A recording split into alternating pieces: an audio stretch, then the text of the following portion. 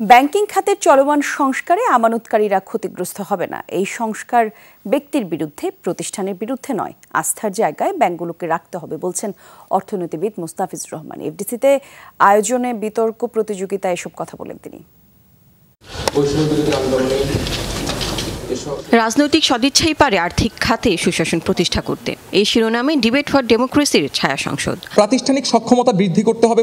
প্রধান অতিথির বক্তব্যে সিপিডির সম্মানীয় ফেলো ডক্টর মুস্তাফিজুর রহমান বলেন, চলমান সংস্কার কার্যক্রম ব্যাংকিং খাতে সুশাসন প্রতিষ্ঠায় বড় পদক্ষেপ।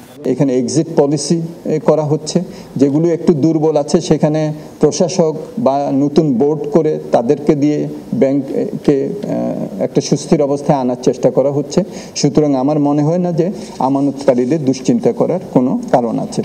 চলমান সংস্কার যেন পরের কোনো সরকারকে এসে বদলে দিতে না হয়, এজন্য টেকসই সংস্কারের তাগিদ দেন এই অর্থনীতিবিদ। বলেন, দেশ থেকে পাচার হওয়া অর্থ ফেরত আনার প্রক্রিয়া জটিল ও সময় সাপেক্ষ। এখানে বড় ধরনের বিনিয়োগও লাগবে।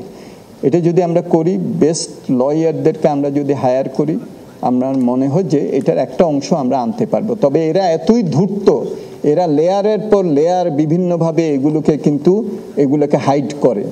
অন্তর্বর্তীকালীন সরকার বিগত সরকারের সব আর্থিক অনিয়ম ও দুর্নীতির তথ্য সহ শ্বেতপত্র দ্রুত প্রকাশ করবে বলে আশা করেন ডিবেট ফর ডেমোক্রেসির চেয়ারম্যান। প্রায় ৩,০০০ কোটি টাকা প্রদান করা হয়েছে শুধুমাত্র প্রধানমন্ত্রী ত্রাণ তহবিলে, যেটি ব্যাংকের সিএসআর ফান্ড থেকে। এই যে সিএসআর ফান্ডের টাকা আজকে দরিদ্র মানুষ, দরিদ্র শিক্ষার্থীরা, যারা আজকে পিছিয়ে পড়া জনগোষ্ঠী, তারা পাবার কথা, সেই ৭,০৯৯ কোটি টাকা আজকে কোথায় গেল সেটি কিন্তু আমাদেরকে এখন বের করবার জন্য উপযুক্ত সময় এসেছে। শুধু তথ্য প্রকাশ নয়, জড়িতদের দ্রুত দৃষ্টান্তমূলক শাস্তি নিশ্চিত করতে সরকারকে পরামর্শ দেন অর্থনীতিবিদ ডক্টর মুস্তাফিজুর রহমান। এই সংস্কারগুলি টেকসই হবে কিনা সেটা কিন্তু নির্ভর করবে যে ওই নির্বাচিত যে সরকার আসবেন তারা এগুলোকে গ্রহণ করবেন কিনা। লাভলি বিথি, যমুনা নিউজ, ঢাকা।